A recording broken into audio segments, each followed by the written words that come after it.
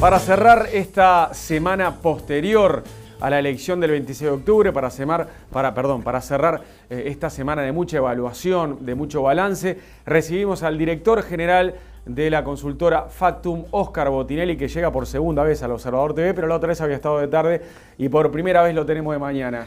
¿Qué dice Óscar? No, yo bienvenido. por tercera vez. La segunda, ¿Es la tercera que venís? Sí, la segunda de este periodo electoral, pero cuando había arrancado yo ya También, había, opa, sí. Eso es el primero que viene 3 veces. ¿Ah, sí? Ah, bueno. Sí.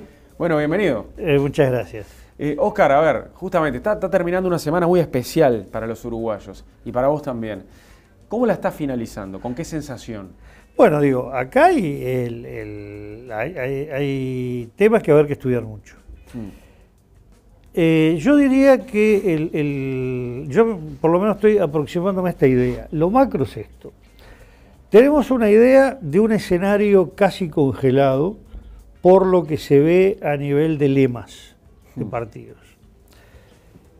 Más o menos el Frente Amplio obtuvo los mismos diputados la vez pasada, un senador menos. Y ahí hay una cosa que todos nos la estamos comiendo. Como Saravia se pasó a mitad del periodo. En los hechos sigue la cosa igual. En a ese todos sentido. nos quedó la idea de que el Frente Amplio tenía 15. Sí, tiene 15 porque se pasó un senador. Pero eligió cada 16. Totalmente. Y el Partido Nacional eligió 9. Es decir, no es que quedó igual el Senado. Quedó igual a como está, pero desde el punto de vista electoral hubo un cambio que perdió el Frente. El Frente, hay un dato que es muy importante, que es, en los últimos 10 años perdió primero 2 diputados y después pierde un senador. Esto es una línea que el Frente Amplio tiene que atender, digo, es decir, más allá de que porque haya pasado un susto y, como se dice en el ANCA, un piojo haya retenido la mayoría en la Cámara de Diputados, no es para que no estudie por qué está perdiendo. Ahora, Óscar, ¿no es la gran sorpresa de la elección el hecho de que el Frente Amplio haya votado casi lo mismo que en 2009? Bueno, es un poco menos, ¿no? Pero bastante menos. No, pero analicemos lo siguiente. Sí. Sociológicamente. Sí. El Frente Amplio todavía, y yo creo que esto ya se va terminando mirando los números, tiene una ventaja que es lo que nosotros le hemos llamado, es un estudio que ya hemos presentado en los últimos 10 años, empezamos a presentarlo en 2008, que se llama el recambio biológico. De los que mueren, de los que desaparecen del padrón electoral, más o menos 2/3 son votantes blancos y colorados y 1/3 el Frente Amplio. Es decir, que ya solo la salida de votantes por muerte al Frente Amplio le da un crecimiento de casi un 1%. Y a su vez, bueno, lo que venía era que los jóvenes en 2/3 se pronunciaban hacia el Frente Amplio, es decir, el doble recambio, las altas y bajas al Frente Amplio le daban entre 1,7 y 1,8. Ya en el 2009 el Frente Amplio, con los votos del 2004, tuvo que estar en 52,3 más o menos, y sacó el 48. Ahí fue una gran pérdida. Pérdida de lo que perdió y pérdida de lo que no ganó. Sí. Esta que arranca, bueno, olvidémonos de lo que ya perdió, arrancó con el 48,0, tenía que estar más o menos en el 49,8. Por lo tanto, la pérdida de 2 puntos, no sabemos en qué va a terminar, probablemente en 47,7. En este momento está 47,8. Sí. Pero probablemente pierde un 0,1 con los votos observados. La vez pasada perdió 0,2.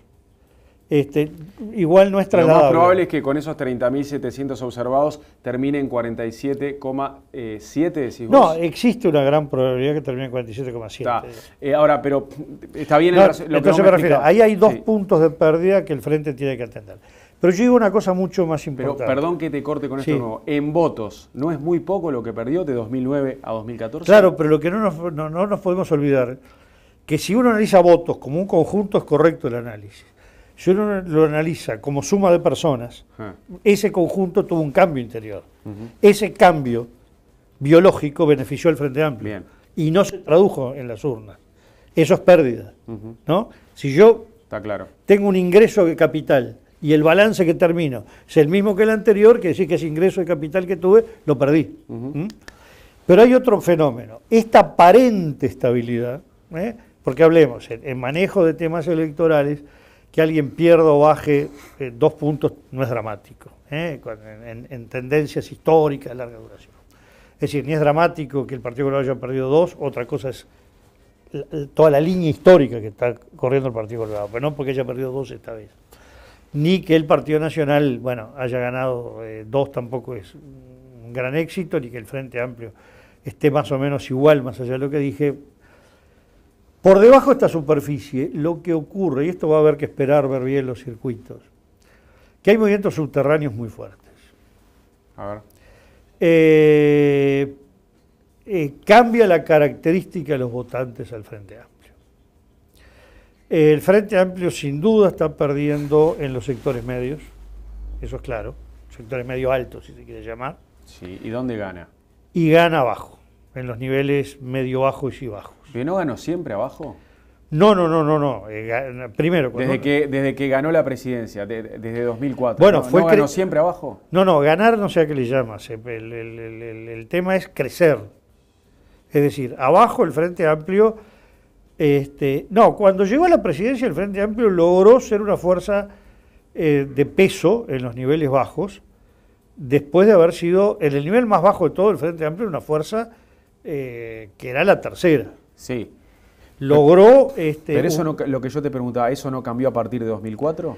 En 2004 mejoró y siguió mejorando un poco más. Hay un crecimiento en los niveles bajos y aparece, sí, claramente, que hay todo un segmento muy ajeno a lo que ha sido el voto a la izquierda en Uruguay, en el sentido de gente con mucha lejanía de lo político, que era un voto en vieja data, 20 años atrás, 30, era un voto muy del Partido Colorado. Niveles periféricos de Montevideo, por ejemplo. Y en una época era un voto de Pacheco, aparte. Y ¿no? bueno, esencialmente Pacheco, digamos, en el auge del pachequismo, ¿no? Hay un dato, hay una zona de Montevideo en el eje de José Beloni, la Cuchilla Grande, ¿no? Que zona de mucho personal de familias militares, de tropa, que el Frente Amplio en 1984 estaba en el 20-22%. Hoy está lejos por encima del 50%. Y ahí, lejos del 50%, estaba no solo el Partido Colorado, sino el Partido Colorado, casi de cada 4 votos colorados, 5, 3 o 4 ante Pacheco. Es que ya sea militares o policías, nunca tuvieron tanto aumento de sueldo como con el Frente. Bueno, yo creo que el tema es no solo un tema directo de aumento de sueldo, creo que hay varias cosas. Primero, el Frente Amplio ha generado una mayor calidad de vida económica, por lo menos, porque se puede discutir, en algunos casos, gente considera que la calidad de vida no mejoró por temas como inseguridad o la calidad de la educación. Pero económicamente, en general, los niveles bajos, no solo policías, han tenido un mejoramiento muy grande. Segundo lugar, son niveles que en general tienen 2 conductas políticas, o van a cosas más desestructuradas o a cosas de liderazgos muy fuertes, pero siempre buscando referencias que uno en términos de sociología política le llama paternalista, ¿no? Es decir, esa figura que da una protección con su liderazgo, no es solo líder político, mucho más que eso. Eso fue Pacheco. Eso sin duda lo es Tabaré Vázquez. Y eso de alguna manera, como daría muy diferente, también lo ofrece Mujica, en un tono más light, parece menos protector, pero lo es.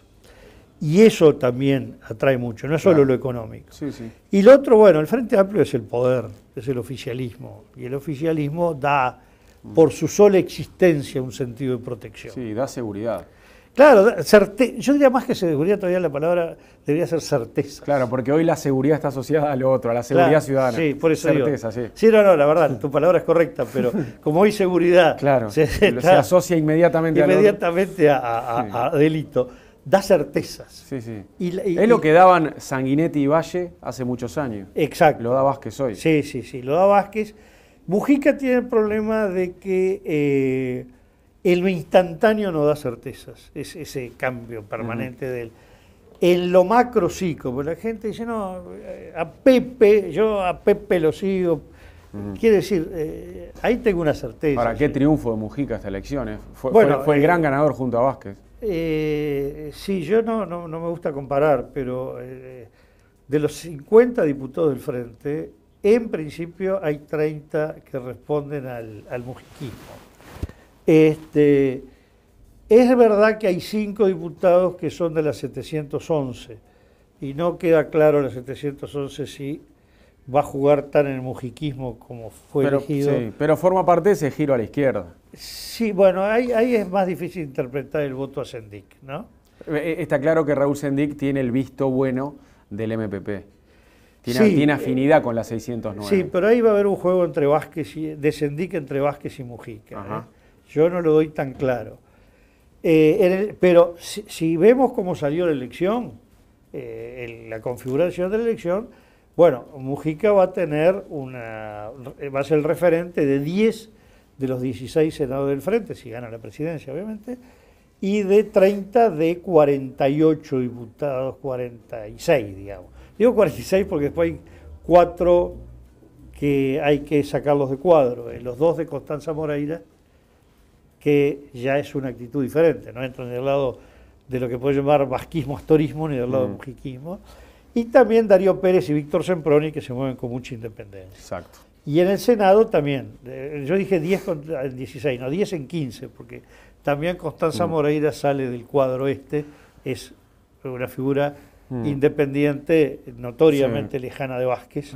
Igual en el caso de Semproni, si bien se maneja con independencia, es una persona fiel a Mujica en muchas cosas. Bueno, él no fue elegido por el mujiquismo, ¿no? No, pero él siempre se manifestó fiel a Mujica y hasta dio la sensación que aquella vez, cuando fue un disidente por la ley de caducidad, se inmoló para salvar a Mujica. Sí, eso es real. Pero, digo, él fue elegido con sus propios votos, en una alianza o en el apoyo al Senado de Darío Pérez, en una alianza electoral con los socialistas, ¿no? Exacto. Así que yo creo que eso hay que considerarlo como independiente, más allá de la simpatía de Semproni hacia Mujica, ¿no? Y dentro de dentro de la interna del partido, del partido izquierda, ¿no? Dentro del oficialismo, si bien Astori es una referencia que ya fue designado como ministro de Economía ante un eventual triunfo, en su interna pierde fuerza. Bueno, el problema que tiene el astorismo... Bueno, acá hay un tema. Primero, los sectores del Frente Amplio que representan los niveles medio altos, donde podemos encontrar todo lo que hoy es Frente Liber Sereñi, que en 2004 Asamblea Uruguay, Nuevo Espacio, Alianza Progresista, más la vertiente, cuyo electorado fue de ahí, había obtenido 7 senadores en 2004. En la elección pasada eran 6, ahora son 3. Esto yo creo que está marcando un poco que no es solo giro del punto de vista ideológico, sino también algún cambio de electorado. Ese electorado no es que cambió de ideas el electorado, sino que cambió el electorado. Sí. Uno de los que lo pierde porque el vicepresidente de la República es de otro sector. No, estoy contando los senadores, los elegidos como senadores. No estoy contando el vicepresidente. Ah, no, pero yo estaba hablando del Frente Liber Sereñi. Sí, pero el Frente pierde a uno porque ahora el vicepresidente no es de ese sector. No, pero eso es vicepresidente. Estoy hablando de senadores. De los electos. De los 5 senadores que tenían el Frente Liber Sereñi, queda con 3. La vertiente tenía 1, quedó con 0. La vertiente tuvo 2 en el 2004, 1 en el 2009 y ahora nada. Y lo que hoy es el Frente Liber Sereñi tuvo 5 senadores sumados en el 2004 y tiene... Y se sumaba a Danilo Astori, que era vicepresidente de la República. Del punto de vista electoral no cuenta eso, ¿no? No, cuenta después para los acuerdos, digo, para el funcionamiento de la Cámara, porque sí, para el funcionamiento de la Cámara, si Sendik es vicepresidente de la República, va a ser uno más en el Senado del giro a la izquierda. Sí, por supuesto, pero a mí lo que me importa más es el análisis del punto de vista electoral, ¿no? Y el tema es que no solo con 3 senadores, sino en disminución, Astori necesita una sólida relación con Vázquez, porque ustedes recuerdan lo que fueron estos 5 años, donde en ese estilo Mujica, medio guerrillero, le daba gran apoyo al equipo económico y por otro lado desde la torre ejecutiva salían permanentemente petardos en los diarios contra el equipo económico, ¿no? Rumores, filtraciones, hasta que, bueno, cuando vio que esto hacía daño al gobierno, en un momento Mujica mandó parar. El equipo económico ya tiene problemas en su línea económica con buena parte del Frente Amplio que no la comparte. Eso es un dato. Vázquez tiene la convicción de que para el país o para su concepción de gobierno es esencial la línea económica de Astori, que además da mucha tranquilidad a sectores económicos del país. El problema es que en esta ecuación va a ser un esfuerzo permanente sostener la línea económica, va a estar permanentemente bombardeada. El presupuesto no va a ser fácil para el Frente Amplio, cuando va a venir temas de impuestos, bueno, algunos ya el propio Vázquez lo fue anunciando, el caso de la reintroducción del impuesto de primaria al agro, a la tierra, pero va a venir algunas otras cosas que al equipo económico le va a obligar a poner toda su fuerza. Y esto puede tener el efecto de que el astorismo va a quedar tan concentrado en la defensa del equipo económico y la línea económica que puede perder fuerza en otro tipo de planteos. Se va a dar una tensión importante también con la política exterior. Sin duda, el MPP y aliados apoyan mucho la línea de política exterior que llevó adelante Almagro y sin duda no es la línea de política exterior que compartan tanto Vázquez como Astori. Entonces ahí puede haber una tensión fuerte. Para el MPP es muy importante que Uruguay no haga un giro, por lo menos un pequeño cambio en política exterior, que siga estos lineamientos, y sin duda todas las señales dadas por Vázquez van en sentido diferente, ¿no? Oscar, antes de meternos en lo que puede pasar el 30 de noviembre y también antes de meternos en el trabajo de las encuestadoras, ya que estábamos con las internas, hagamos también dos breves evaluaciones de cómo quedó la interna colorada, que parece más dividida que nunca, y de cómo quedó la interna del Partido Nacional. Bueno, el Partido Nacional es muy interesante porque, a ver, viendo el Senado, bueno, acá tenemos que hablar, no sé, del lacayismo, refiriéndonos a lo que fue la calle Herrera y lo que es la calle Pou, todo ese conjunto. Sí, ahora es todos hacia adelante el grupo ese, ¿no? Sí, no, ya sé, pero si no, no puedo comparar para atrás. Sí, sí. La bancada actual de esos son 5 senadores, originalmente, electos 5 senadores. Vamos a dejar de lado los pases. Y ahora eligieron 6. Sí. De esos 6, aparte 5 debutan en la Cámara de Senadores. Nunca estuvieron. Sí, está, pero desde el punto de vista electoral lo que me importa son los números. Y Alianza Nacional tenía 4 y tiene 4. ¿No? Eligió 4 y tiene 4. Dejémonos los pases porque complica. Si no, sí. No es lo que votaron. No hablamos de elecciones. Quedó 6-4 esa interna. 6-4, pero en la Cámara de Diputados, donde había una relación de 3-2, ahí sí, cambiando, además no es fácil asignar todos los diputados, porque hubo alguno que no salió con ninguno de los dos. La vez pasada daba más o menos un balance de, yo qué sé, los 30 al Partido Nacional, 19-11, 18-12, o 18-11 más un independiente. Y hoy quedan, por ahora, 16-16. Digo por ahora porque hay alguna banca que se está disputando por muy pocos votos de diferencia. Caso la de 33. A mí me parece que termina cayendo del lado de Larrañaga, de Alianza Nacional, pero Mario Silveira la está disputando a muy pocos votos, ¿no? Después hay otras bancas, sí, en balance, pero, por ejemplo, no cambia la correlación la que está en disputa entre la segunda de la 40 con la tercera de la 71. Pero bueno, más allá, claramente el Partido Nacional queda a nivel de la Cámara de Diputados 2 bancadas iguales. Yo creo que sale muy fortalecido la interna Jorge Larrañaga en esta elección. El Partido Colorado... Igual la lista de la calle Pou, esa 404, votó muy bien, ¿no? Claro, pero, bueno, primero ahí, al hablar de 404 se está hablando de la lista de diputados de Montevideo. Sí. Bueno, sí, sacó 55.000 votos, pero le gana bastante cómodo Larrañaga, ¿no? La 2014. Sí. Pero por otro lado estaba la 71 y por otro lado estaba la 40. Es decir, ya empezar a analizar cada una de las listas de diputados, mucho más complicado el panorama.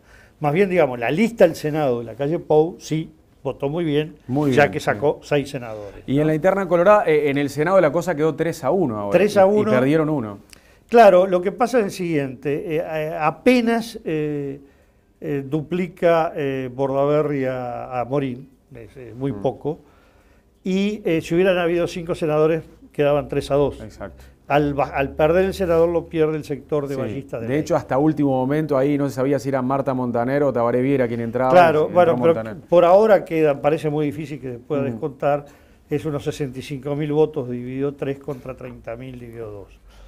Y en el caso de diputados, claro, por la asignación por departamentos, Ballista Ley saca una banca en Montevideo y saca una banca en Rivera.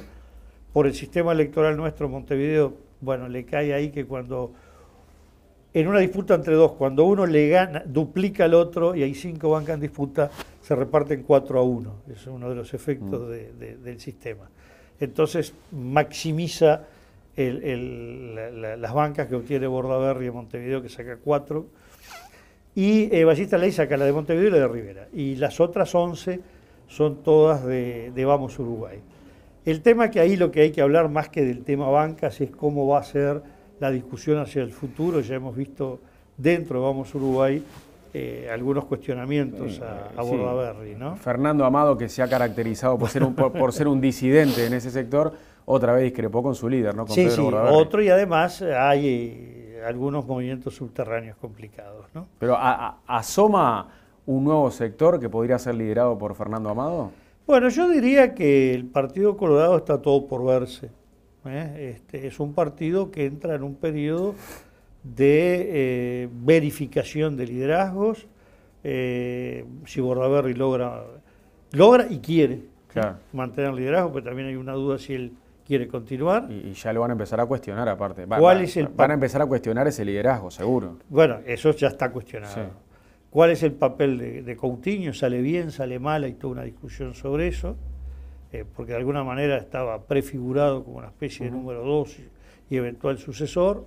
Ha quedado cuestionado internamente. Pero está siendo cuestionado, no digo que quede cuestionado, hay que ver cómo termina todo esto. Y bueno, y ver si emergen nuevas figuras. El Partido Colorado yo creo que está en una situación de un revulsivo muy grande, y se sigue planteando un tema histórico acá. Si los partidos tradicionales realmente tienen un largo camino de seguir siendo dos separados, digo, lo que va a ser la experiencia de Montevideo del Partido de la Concertación, si no estaría marcando un rumbo hacia el futuro. No es fácil, pero esto está marcando que hay ahí un tema complicado. A nivel nacional, pensando en el Senado, ¿cuál fue la lista más votada del país? La lista a senadores más votada del país. Ahí tengo una duda de si fue la de Mujica o la de la calle Pou. O la 609 o la 404. Bueno, no, los números no tienen que ver con el Senado, los números son solo para... Sí, no, pero yo te preguntaba de lista, de número. Bueno, eso no se sabe todavía. No, número es por departamento, y por siempre la más votada Montevideo, y Montevideo la más votada, la 609. Pero tú me dijiste de Senado. Sí. Senado no corren los números. No, está claro, está. La lista del Senado. La lista del Senado, ahí estuve todo el día ayer trabajando con los números, pero de la sopa de números no recuerdo todo. Además, como los números de las listas a mí me importaban para comparar dentro de los partidos, lo cierto es que Mujica están 6 senadores y la calle Pou en 6. Si en votos uno sacó más que el otro, la verdad que no lo recuerdo en este momento. Pero son las 2 listas al Senado más votadas del país. Las 2 listas al Senado más votadas del país son la que encabezó Mujica, pero las listas del Senado técnicamente hay que nombrar la lista encabezada por Mujica, lista encabezada por la calle Pou. Claro, porque se unificaba en varias que había. No era en el caso de la calle Pou no era la 71 era igual que la 404, por eso. Pero acá no confundamos. Lista es una nómina de personas. Sí. A la Cámara de Senado había una sola lista de la Por calle eso, Pou. hablando de números, era la misma lista al Senado, de la 404 que la 71. Claro, pero eso eran hojas de votación. 404 es una hoja de votación, que lleva la misma lista al Senado. Bien, yo me refería al número, por eso. El número es la hoja de votación. Sí. Hay varias hojas de votación detrás de una lista. La hoja de votación es el continente, el recipiente, el vaso. La lista es el agua que está dentro, el contenido. No importa en cuántos recipientes está, es uno solo. Por eso, se suman todas. No se suman, se vota una lista. Claro, yo lo que estoy diciendo es que se suman, se suma lo que votó la 71, más la 404, claro, lo que pasa más que la 40 en el Senado. No, lo que pasa es que el orden es al revés. Uno vota un partido, Sí. dentro del partido vota una lista. Sí. ¿Está? Y dentro de la lista una Y hoja. la lista la vota a través de distintas hojas de votación. No es al revés. Bien. No es que uno, a través de una hoja, suma los votos para seguir sumando el partido. El orden es al revés. Bien. Bueno, ¿cómo evalúas tu trabajo? Bueno, nosotros bastante bien. Digo, acá lo que creo, bueno, esto da para hablar mucho y creo que se ha hablado demasiado, entre otras cosas porque el otro día descubrí que hay elecciones no para ver si las encuestas funcionan bien o mal, sino para elegir gobierno y parlamento, pero para la prensa uruguaya parece que se eligió solo para comprobar si las encuestas funcionan. No, el tema es el siguiente, nosotros venimos luchando hace muchos años que se entienda qué son las encuestas. Y lo advertimos siempre a lo largo de las presentaciones, pero en la última en particular. Y hemos logrado un éxito absoluto, nadie escucha. ¿Qué decimos? No es un pronóstico. Estos números pueden cambiar, porque uno lo que da es resultados a momentos determinados y puede marcar algunas tendencias. Pero la campaña electoral sigue y la gente se decide hasta el último momento. Entonces, nosotros combatimos el concepto de que la encuesta es un augurio, una adivinanza, o una apuesta. Va a salir el número 46 o el número 43. Yo creo que en los últimos tiempos se ha caminado demasiado, incluso en la presentación de muchas encuestas, de jugar a que esto es un concurso de aciertos. Nosotros venimos combatiendo hace muchísimos años, no es que hoy empezamos. Y antes de la elección lo decimos, esto no es un pronóstico, pero no lo decimos solamente por razones técnicas, decimos, no se tome con pronóstico, estos números pueden cambiar, lo advertimos, no se escucha, se queda con el número. Y además, como mucha gente no lo recibe directamente, sino intermediado por otros medios de comunicación, los medios de comunicación tienden a simplificar lo que se dijo y a presentarlo mucho más como va a dar este resultado, que no es lo que se dice. Ahora, Oscar, si bien en tu última intención de voto no fuiste el que se alejó más de los números reales, porque hubo otras consultoras que estuvieron más lejos, ¿no pensás que los números de la encuesta del miércoles, la última, previa a la elección, subestimó al Frente Amplio? Bueno, el tema es el siguiente, sí. Nosotros nos daba que la encuesta al 19 de octubre se cerró. Nos daba que con el movimiento que podía haber indefinidos y dudosos, el Frente Amplio podía estar del 44 al 46. Bueno, del 46 al 47,8 la diferencia es muy pequeña. Claro, pasa que esa diferencia cambió e hizo que llegara a mayoría parlamentaria. Bueno, pero lo que pasa es que uno no puede medir efectos cualitativos de los números. Lo que daba el juego de probabilidades, que es lo mínimo, la menor probabilidad que el Frente tuviera mayoría parlamentaria.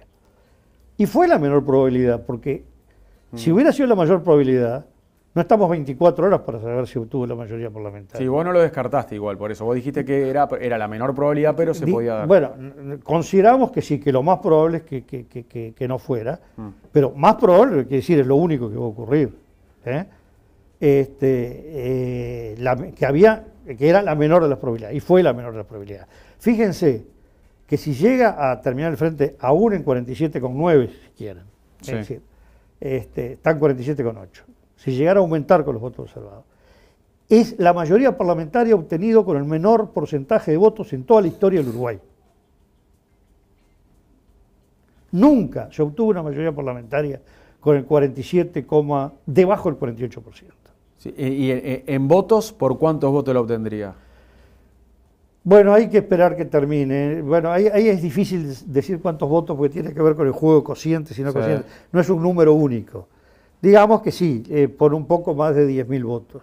Pero lo importante es, una de las grandes cosas que ayudó al Frente Amplio, yo hice 2 largas exposiciones,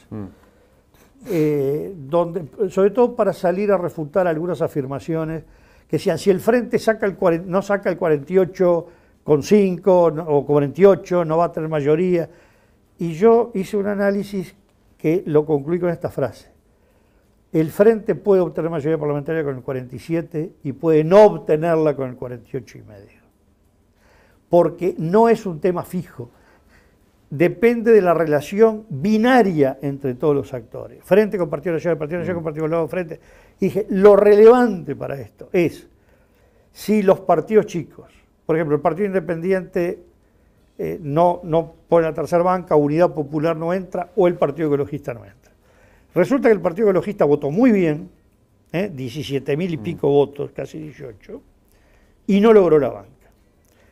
Si esa banca entraba, por eso cuando dice por cuántos votos obtuvo la banca, depende. Si la manejamos cociente Frente Amplio Partido Nacional, sí, más de 10.000 votos. Pero si vemos que con 4.000 entraba el Partido Ecologista al Parlamento, el Frente Amplio tiene la mayoría parlamentaria por esos 4.000 votos que le faltaron al Peri Partido no le Ecologista. alcanzó. Y vos, me acuerdo que en la proyección, el domingo en un momento pensaste que le daba. Sí, porque el tema es el siguiente. La proyección, el problema que tuvimos, que alguien se saltea incluso, que estas proyecciones son privadas, vale decir, se financian. Antes de pasar a la proyección, para hacerlo cronológico, en la misma encuesta de intención de voto del miércoles, la última previa a la elección, que hablábamos recién de lo del Frente Amplio, ¿pensás que sobreestimaste a los colorados? Bueno, más o menos, es decir, nosotros el Partido Nacional, yo creo que hay que detenerse en esto, nos daba 32 la encuesta. Y el proyectar la encuesta, el proyectar no es pronosticar, proyectar es decir, tengo indefinidos, tengo dudosos. ¿Para dónde van? Para dónde van en ese momento, sí. No en el futuro, no en la elección. Y el rango nos daba 31 a 33, es decir, a nosotros nos daba la posibilidad que el Partido Nacional, de lo que daba la encuesta, no retuviera, pues nos daba 8, de los 32 había 8 dudosos en el Partido Nacional. Y nos daba que podía no retenerlos. Por eso pusimos 30. El Partido Colorado con 15 nos daba 4 dudosos. Y el rango lo pusimos en 14 y fue 13. Bueno, no fue subestimar tanto. Veíamos que el Partido Colorado podía no tener consistencia. Es decir, la posibilidad de que el Partido Nacional y el Partido Colorado no se sostuvieran en el número puro de la encuesta está expresado en los rangos que presentamos. Bien. Bueno, ahora sí, yendo al domingo, a la proyección, lo que me decías. El domingo, la proyección, digo, no fue la mejor que hicimos, hemos hecho otras mejores, fue relativamente correcta, es decir, por lo menos... Y sobre todo comparada con las otras que se hicieron a la misma hora. Empezamos con el con el Frente Amplio en el 46%, y luego ya terminamos con el 47 y algo. El tema es que este es un esfuerzo privado y eso es lo que no se entiende. En todo el mundo, no estoy hablando las empresas encuestadoras, digo, la divulgación de datos electorales esa noche, que es una obligación. En el siglo XXI no se puede estar como a principios del siglo XX, que una de las elecciones más dramáticas en la historia argentina fue la que gana Perón en la elección de comienzo del 46. Tardaron 2 meses en saberse el resultado, ¿no? Y en esa época se aguantaba eso. Ahora no se aguanta muchas horas. No. Bueno, en el mundo es el Estado el que provee los recursos para que esa noche se sepa. ¿Cómo se sabe? Hay muchas maneras. Que la forma de contabilizar los votos sea muy rápida, ya sea porque el voto es electrónico o porque se procesa todo electrónico, aún los votos manuales. Países con voto manual que a las 2 horas y media tienen todo el resultado. Sí. O porque se hace lo que se llama conteo rápido, que es un sistema de contar más rápidamente. O, que acá no corre ese conteo rápido. No, o la proyección de los votos. Que hay muchos lados que la proyección de los votos la hace, por ejemplo, México, la hace el propio organismo, el Instituto Nacional Electoral, que antes se llamaba Instituto Federal Electoral, hace la proyección. La proyección tú la puedes hacer por el propio organismo o tercerizarla. Por ejemplo, la pueden hacer universidades. Claro. En Uruguay el problema es que la Universidad de la República, que podía haber ido por este camino, quedó inhibida con 1994. Claro, la mancha que tiene es la elección esa en la que trabajó para Canal 10 y falló. Y falló estrepitosamente. Ahí sí falló estrepitosamente. Porque ahí ya no fue una encuesta previa, fue la proyección del escrutinio que anuncia que ganó el que salió tercero. Sí. Bueno, incluso hubo gente que salió a festejar. Claro, creó un hecho político. Lo pueden hacer universidades privadas, centros académicos o empresas encuestadoras. En México, por ejemplo, el Instituto Federal Electoral, a su vez, contrató a 4 empresas encuestadoras para que hubiera 4 proyecciones de escrutinio. Pero ahora tengo la duda, no, contrató a 3. Y a una 4ª para que hiciera, digamos, el balance de las 3. Es decir, analizara a las otras 3 y llegara a una conclusión. En el 2000, que fue una elección más clara que la del 2006, que fue la polémica, cuando Calderón le gana por muy poco a López Obrador, en el 2000 Fox gana con luz, digamos. Y el Instituto Federal Electoral anuncia que había sido elegido Fox por las proyecciones de escrutinio realizado por las empresas encuestadoras privadas contratadas por el Instituto Federal Electoral y el análisis que hacía otra empresa encuestadora que analizó las otras. Quiero contar esta anécdota. Sí. Nosotros corrimos la preselección para esa elección. Ah, mira. Y no llegamos, creo que quedamos, como eso cuando hay 500 cantantes y quedan 20, bueno, quedamos los primeros 400, para afuera. 80 para afuera. No, el tema fue como que en Miss Universo, ahí que quedan, en la primera quedan afuera un montón. Yo no me presento.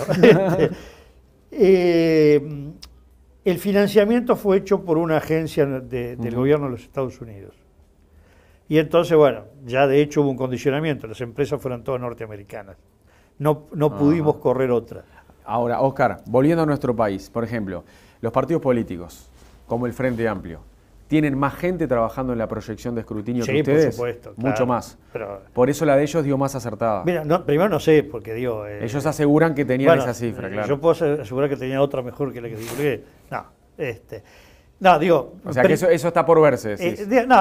Yo creo que sí, pero digo, también vamos a hablar claro. Esta vez nosotros no tuvimos contacto con la proyección del Frente Amplio. En las elecciones, en varias elecciones anteriores sí, de 2009, 2004, 99, y en todas nos había dado más exacta a nosotros que a la propia del Frente. Ocurre que por razones económicas, porque, atención, entre 2009 y 2014 se encareció brutalmente este trabajo, pero brutalmente se encareció el costo. Y los canales no estaban en condiciones, ellos trabajan a pérdida el día de la elección con esto, de hacer un esfuerzo tan grande. O consideraban, yo no entro en las decisiones empresariales. Y tuvimos que hacer una muestra más reducida. Y la muestra más reducida... ¿Los 3 canales privados tuvieron que hacer una muestra más reducida? No sé de todos, pero de 2, del nuestro y de otro, sí, hicieron muestra más reducida. Y eso nos lleva a que el dato de la proyección de escrutinio se haga con un poco más de endeblez que cuando manejamos la cifra tradicional. Bueno, ¿por todo esto vos pensás que habría que regular a las encuestadoras? No, no es por esto solo. Yo, primero, quiero aclarar, porque he oído algún comentario, ahora se les ocurre, hace 20 años que lo venimos planteando, pero además hay un documento nuestro en Radio El Espectador, hace 10 años. Sí, ya lo has dicho más de una vez, que vos hace años luchás por esto. ¿No? La gente cree que regular las encuestadoras es meterlos presos a los encuestadores, algo parecido. No, regularlas... Yo no digo, primero no estoy hablando de regular las encuestadoras, estoy hablando de regular las encuestas. Cuando hablo de regular las encuestas, digo, hay que regular las campañas electorales. Dentro de la regulación de campañas, hay mucha cosa para regular. Una es las encuestas, otra es la recolección de fondos y los compromisos que se adquieren en recolección de fondos. En Uruguay la ley, que es nueva además, que la Corte Electoral no tiene recursos para poder cumplirla, que es auditar todo lo que se le presenta, solo regula las donaciones para candidaturas presidenciales. Se dona a cada agrupación, a cada lista, hay mucho dinero en danza. Y no se sabe quién dona. Y luego no se sabe cuando el Estado hace concesiones. Cuando digo el Estado, puede ser desde el Estado, de una sociedad anónima de capitales del Estado, un gobierno departamental, no es de un solo partido. No se sabe si ahí no hay contrapartidas de recolecciones de fondos. Bueno, entre otras cosas que hay que regular es sí las encuestas. Para regular las encuestas, para no irme muy largo, son varias facetas. Uno es lo que tiene que ver con la realización de encuestas. Otra lo que tiene que ver con la publicación de la encuesta. Y otra cosa en lo que, para decirlo de alguna manera, se dice de las encuestas. Es decir, técnicamente los análisis y comentarios que generan las encuestas, incluyendo las comparaciones. Sobre lo primero.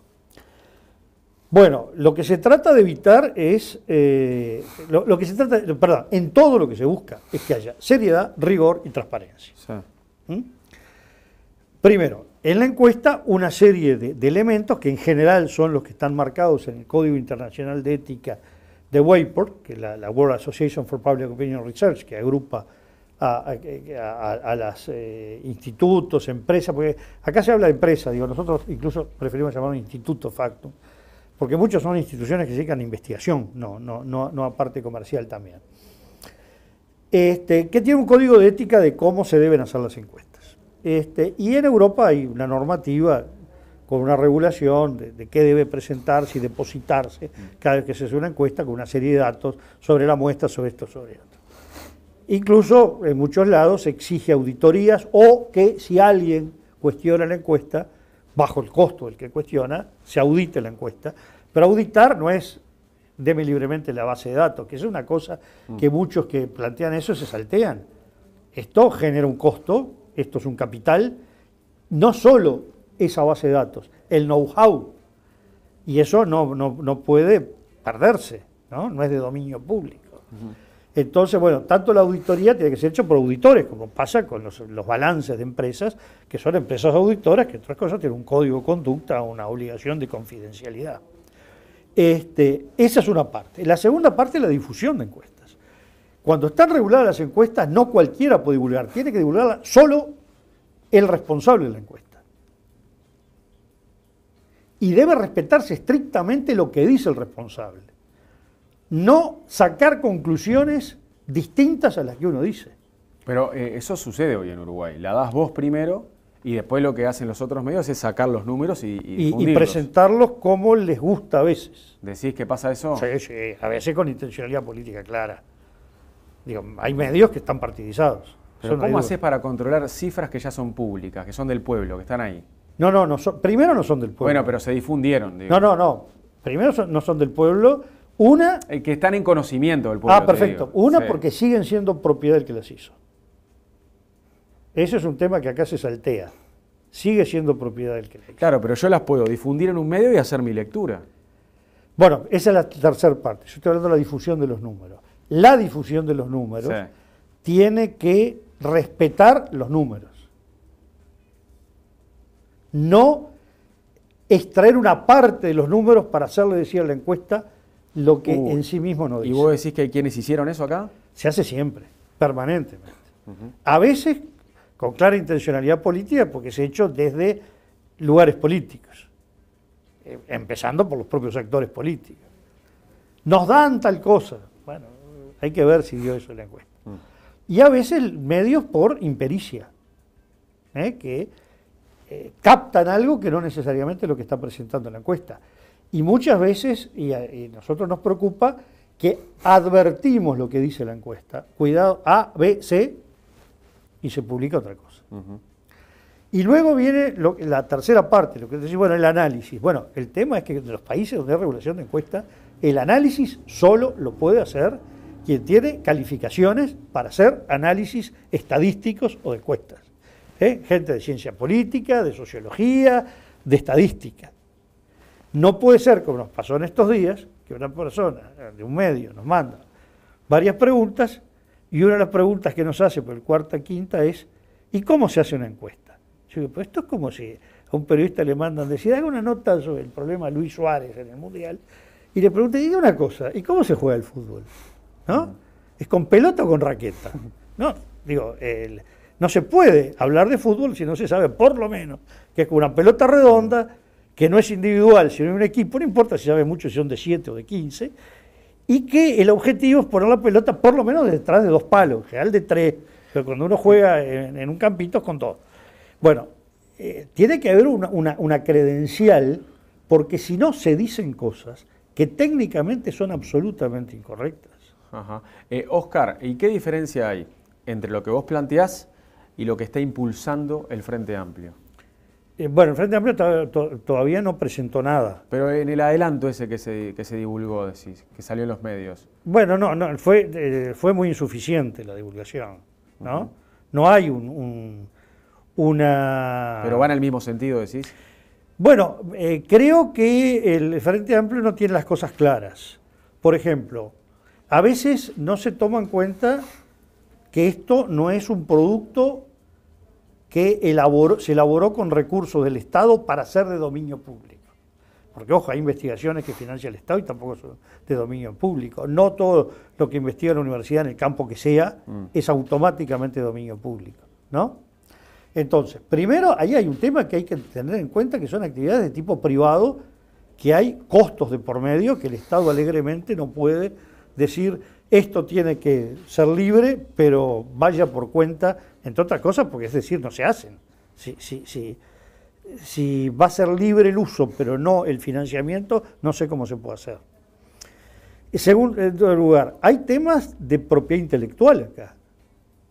De propiedad intelectual en el know-how, porque si bien los manuales de encuestas son más o menos los mismos, después el llevarlo a la práctica se logra a través de muchas experiencias, donde permanentemente hay que estar reaprendiendo, porque la sociedad cambia, al cambiar la sociedad hay que ajustar cosas, y no es lo mismo una encuesta acá que en Brasil, que en Argentina, que en Italia, que en España, que en Estados Unidos. Entonces ahí hay un know-how que tiene su propiedad intelectual.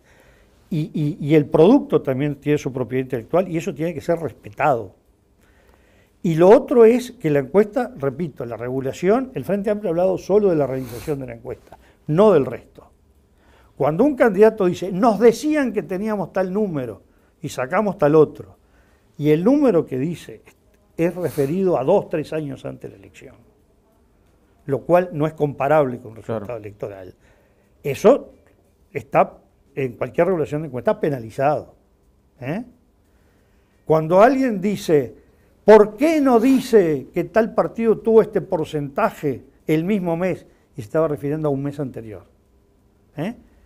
Y es grave. Esas cosas tienen que estar penalizadas también. Y cuando se dice, le pongo un caso extremo, hace año 2000, un periódico, un medio de prensa que publica respecto a un colega, se equivocó en la elección, fue el que más se equivocó en la elección de Colonia. Decía que ganaba Jorge Sanguinetti y ganó Moreira. La encuesta era del mes de marzo, la elección había sido en mayo, 2 meses después, y consideraba que hacía un error la encuesta. Una encuesta es errónea cuando el escenario que plantea y dentro de los márgenes de error es un escenario distinto al que había en el momento de la encuesta, no una semana después ni un mes después. Oscar, no sé si me explico. Sí, quedó claro. ¿Qué sensación te generó ver a Luis Eduardo González en Telemundo pidiendo disculpas? Yo no hago comentarios. No, pero digo... No. ¿No? No. Pero fue una elección especial para los directores de las consultoras, ¿no? Ver a Luis Eduardo haciendo eso, también ver a Ignacio Suaznavar diciendo, bueno, nos equivocamos, fue un error, capaz que hay que cambiar alguna cosa en el modo de trabajo. Fue una elección fuerte sí, pero para los colegas y para vos en ese sentido. Bueno, yo no comparto, mejor dicho, yo no tengo la sensación que tienen mis colegas sobre mi trabajo. ¿Correcto? ¿Y vas a cambiar algo para las encuestas de cara al 30 de noviembre? Y no, porque... ¿En cuanto a la modalidad, la muestra, lo que sea? No. ¿Nada? No, porque lo que, bueno, digamos, evidentemente tenemos más elementos para analizar la encuesta, los datos, pero las variables que se manejan son las mismas. Voy hablando de posibilidades. ¿Es misión imposible para el Partido Nacional? No sé cómo contestarlo por lo siguiente.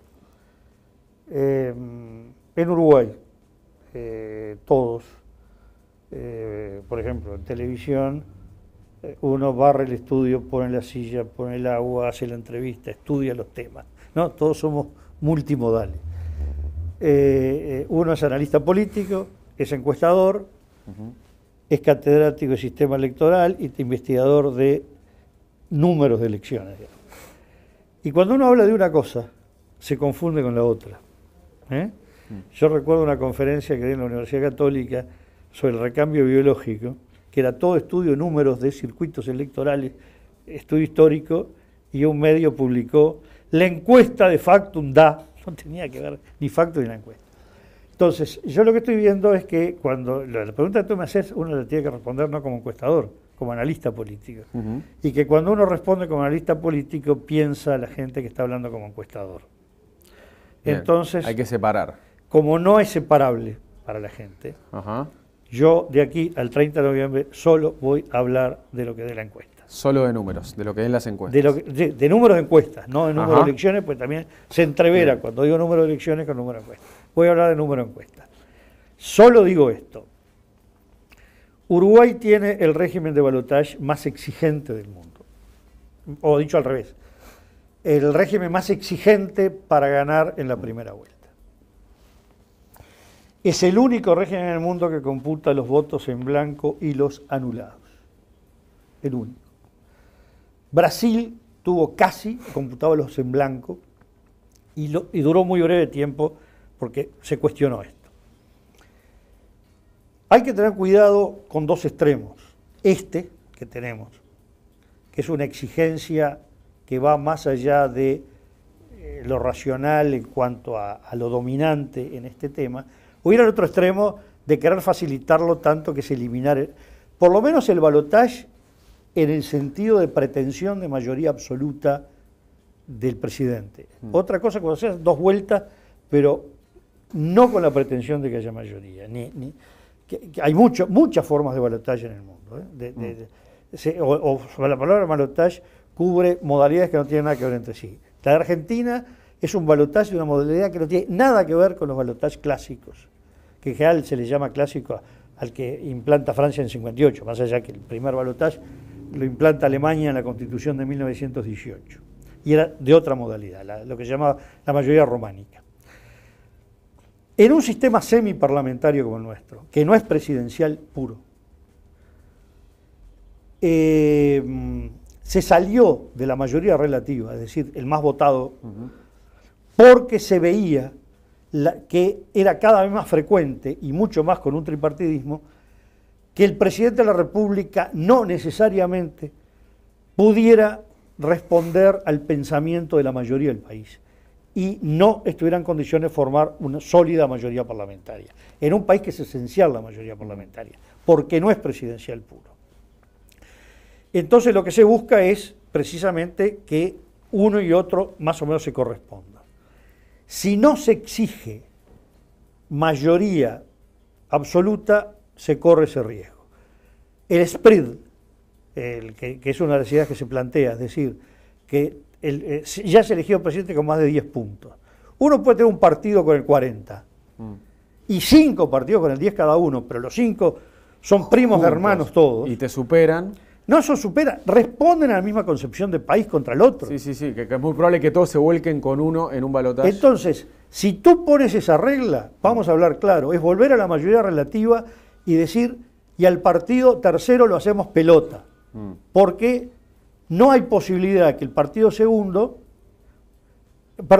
tercero resista a que la gente diga, yo no quiero que gane tal, voto al segundo, pasa en las elecciones departamentales.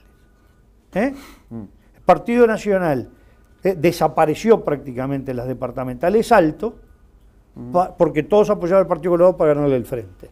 El Partido Colorado no existe en San José, Flores, Durazno, Tacuarembó, Cerro Largo, 33, porque los colorados votan al Partido Nacional para ganar los gobiernos departamentales. Bien. Acá iríamos lo mismo, es lo mismo en mayoría relativa con un pequeño cambio. O se elimina el balotaje completamente, o se ajusta solo para evitar esta exageración.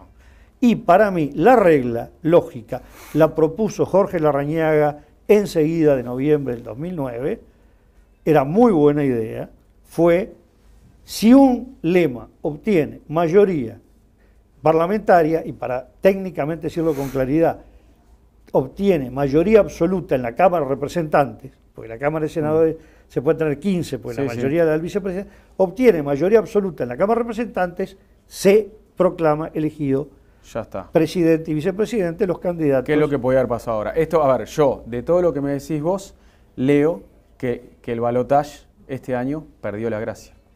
Esa es una conclusión Que no hay tuya. vuelta de hoja. Eso va por tu cuenta y riesgo. Bueno, pero es lo que interpreté. Bueno, como no son encuestas, es libre de interpretación. Muchas gracias por visitarnos, No, gracias Oscar. a ti. Un placer tenerte.